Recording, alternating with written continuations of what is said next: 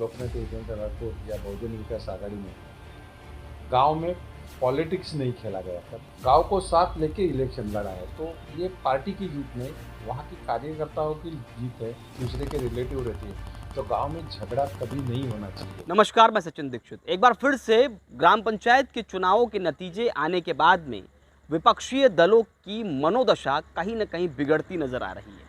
वसई तालुके में हुए ग्राम पंचायत के चुनावों में किस दल का मनोवैज्ञानिक रूप से ताकत उसकी बड़ी है और किसकी घटी है, आइए इसको हम ठीक से समझते हैं और जानते हैं कि इसका प्रभाव आने वाले चुनाव में कैसे पड़ सकता है।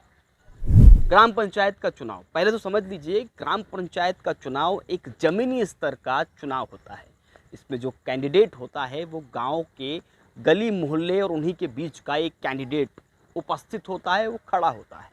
ऐसे में उसे वोट देना किसी दल को देखकर नहीं होता, बल्कि उसके व्यक्तित्व को देखकर होता है। ऐसे आम तौर पर माना जाता है। लेकिन जब किसी कैंडिडेट का हाथ हो जाता है तो दो चीज़ें प्लस हो जाती हैं। एक, उस कैंडिडेट का इतिहास, भूगोल इस चुनाव में निकाल कर उसे देखा जाता है। दूसरा, वो किस दल से खड़ा होता है और उस किस दल का उसके सर पर हाथ है। इन दोनों चीज़ों को मिक्स करने के बाद एक व्यक्ति को वोट देना गांव वाले तय करते हैं। ऐसे में ग्राम पंचायत का इलेक्शन बहुत प्रभाव इसलिए भी छोड़ता है कि ज़मीनी स्तर की हकीकत अगर आपको पता करनी हो तो ग्राम पंचायत के इलेक्शन आपको बता देंगे।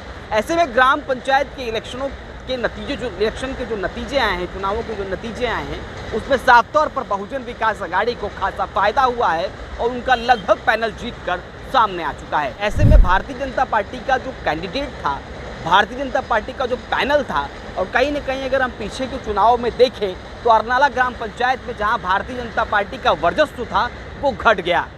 भारतीय जनता पार्टी का वर्चस्व घटने से, बहुजन विकास आघाड़ी का वर्चस्व बढ़ने से, उनका पैनल जो जीत कर आया उसकी वजह से कहीं न कहीं मनोवैज्ञानिक तरीके से उनकी ताकत में एक बार फिर से बढ़ोतरी हुई। वहीं दूसरे ग्राम पंचायत में तो पूरी तरह उन्होंने क्लीन स्वीप ही कर लिया। जीत उनकी इस तरह हुई कि कार्यकर्ता पूरे तालुके में और पूरे ज़िले में जहाँ जहाँ बहुजन विकास आघाड़ी के कार्यकर्ता हैं, उन्हें फेसबुक, इंस्टाग्राम और सोशल मीडिया पर, यानी व्हाट्सएप यूनिवर्सिटी के अंदर भी अपनी विजय पताका की जय जयकार करने का मौका मिल गया। ऐसे में कार्यकर्ताओं का मनोवैज्ञानिक रूप से बल कम होता नजर आया और वो ये विचार करने पर मजबूर हो गए, ये विश्लेषण करने पर मजबूर हो गए कि आखिर कैसे हमारी हार हुई और क्या हार का सिलसिला यूं ही चलता रहेगा। इसमें मनोवैज्ञानिक रूप से समझिए इस बात को, हार और जीत का प्रभाव कितना महत्वपूर्ण होता है। मनोवैज्ञानिक रूप से कार्यकर्ताओं का बल किसी भी जीत और किसी भी हार से बढ़ता और घटता है। ऐसे में एक बात समझना बहुत महत्वपूर्ण है कि चुनाव के नतीजे कोई भी हो, उसका प्रभाव सीधे कार्यकर्ता पर पड़ता है।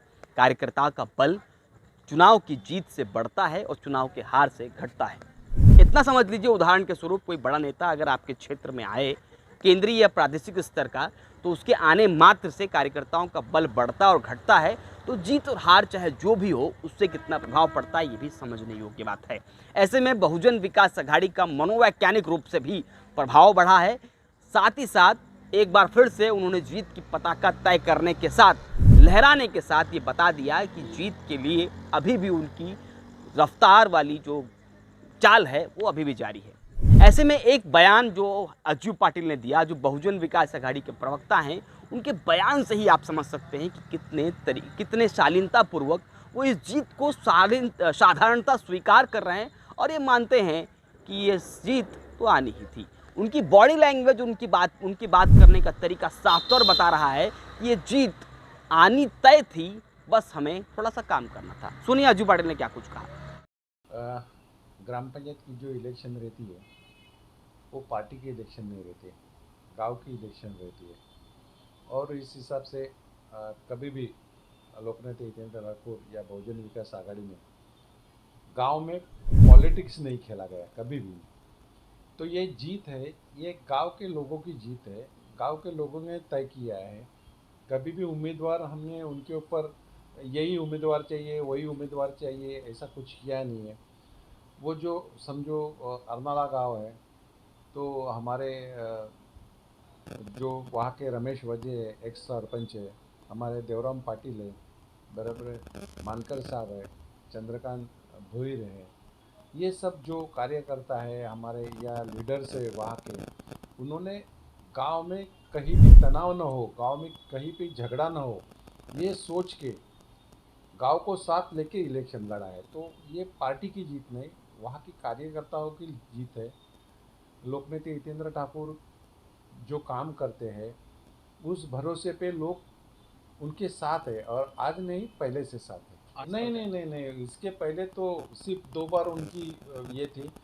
हर बार तो बहुजन विकास आघाड़ी ये रहती थी। लोग एक ध्यान में रखो कि हमने पहले ही बोला है कि लोकनेता आमदार हितेंद्र ठाकुर ने कभी भी ग्राम पंचायत में इलेक्शन में ज़्यादा ध्यान नहीं दिया, क्योंकि गांव में उनका ये कहना है कि गांव में सब रिलेटिव एक दूसरे के रिलेटिव रहती है, तो गांव में झगड़ा कभी नहीं होना चाहिए। इसलिए वो पॉलिटिक्स बाजू में रख के अगर गांव में एक साथ गांव आते हैं और इलेक्शन बिना लड़े अगर कुछ इलेक्शन होता है तो वो पहला प्राधान्य देते हैं। अजू पटेल के इस बयान के बाद में एक बात तो साफ है कि उन्होंने इस जीत का सेहरा कार्यकर्ताओं के साथ साथ वहां की स्थानीय ग्रामीण अंचल की जनता पर सौंप दिया। ये सौंपना इसलिए भी ठीक था क्योंकि राजनीतिक दृष्टिकोण से देखें इस तरह के बयान जब आते हैं तो ये साफ जाहिर हो जाता है कि इनका आत्मविश्वास जनता पर जाता है, जनता के वोट पर ज़्यादा है, और जनता के दिए गए वोट का सम्मान उन्हें वापस करते हुए ऐसे बयान देना, यानी कि जनता ने ही जुटाया है, जनता का ही ये सब कुछ खेल रहा है, तो ऐसे में ये बयान आना भी ये बताता है कि आत्मविश्वास कितना ऊपर है। ऐसे में अजू पाटिल का ये बयान अन्य कार्यकर्ताओं को भी ताकत और बल देगा। आने वाले समय में जब विपक्षीय दल के समर्थन से कोई पैनल तैयार होता है और उसकी हार होती है तो विपक्षीय दल निश्चित रूप से हताश और निराश होता है, और उसके कार्यकर्ता सोचने पर मजबूर हो जाते हैं कि अभी और विश्लेषण करने की ज़रूरत है, अभी और रणनीति तैयार करने की ज़रूरत है, अभी और ऊर्जा की ज़रूरत है, क्योंकि लड़ना है बहुजन विकास आघाड़ी से। अब देखना ये होगा कि आने वाले समय में इस हार के बाद में कैसे मनोवैज्ञानिक तरीके से फिर से एक वातावरण तैयार करती है विपक्ष, और आने वाले समय में महानगर पालिका चुनाव, लोकसभा चुनाव और विधानसभा चुनाव में फिर से कैसे बहुजन विकास आघाड़ी से क्षेत्रीय स्तर पर सामना करती है। फिलहाल आज के लिए इतना ही, धन्यवाद।